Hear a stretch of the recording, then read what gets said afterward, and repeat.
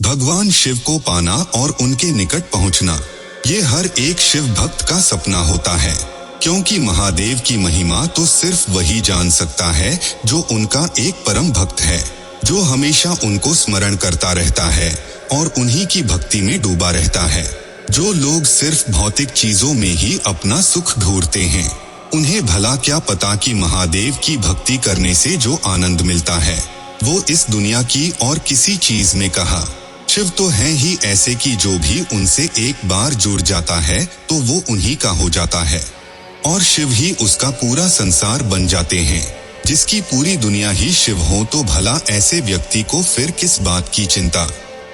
जो शिव की निरंतर तथा पूरे विश्वास से उनकी भक्ति करके उनसे जुड़ जाता है, उसके अंदर के सारे बुरे गुण दूर होने लगते हैं, क्योंकि हम इंसानों के लिए अपने अंदर के सभी बुरे गुणों को खत्म करना लगभग असंभव सा होता है।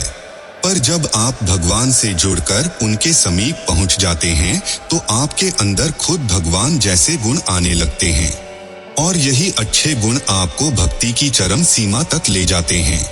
आप भगवान शिव से इस कदर जुड़ जाते हैं कि आपको ये एहसास होने लगता है कि शिव के बिना मेरा ये जीवन बिल्कुल अधूरा है। शिव है तो मैं हूँ, अगर शिव नहीं तो मैं कुछ भी नहीं।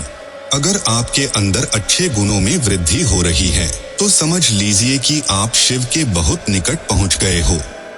आपकी भक्ति में वृद्धि होना, भक्ति एक ऐसा माध्यम है जिसके जरिए भगवान के निकट पहुंचा जा सकता है, और भगवान निकट पहुंचने का मतलब है उनसे पूरी तरह जुड़ जाना, भगवान को पा लेना। भक्ति की शक्ति ही एक भक्त को उसके भगवान तक ले जाती है। ये भक्ति की ही शक्ति है जिससे एक भक्त भगवान की कृपा पाने के काबिल बन पाता है, उनका साथ पाने के काबिल बन पाता है। और आखिरी संकेत के बारे में मैंने पहले भी कहा है, जो एक बहुत बड़ा संकेत है, आपका शिव को देखकर भावुक हो जाना। ऐसे कम ही लोग होते हैं जो शिव से इस कदर जुड़ जाते हैं कि शिव को देखकर या उन्हें याद करके उनका मन भावुक सा हो जाता है, आंखों से आंसू निकल आते हैं। जब आपके साथ ये होने लगे तो समझ लीजिए कि आपका शिव के साथ बहुत ही गहरा संबंध है, जो आपको शिव के और निकट ले जाएगा और आपको शिवमयी बना देगा।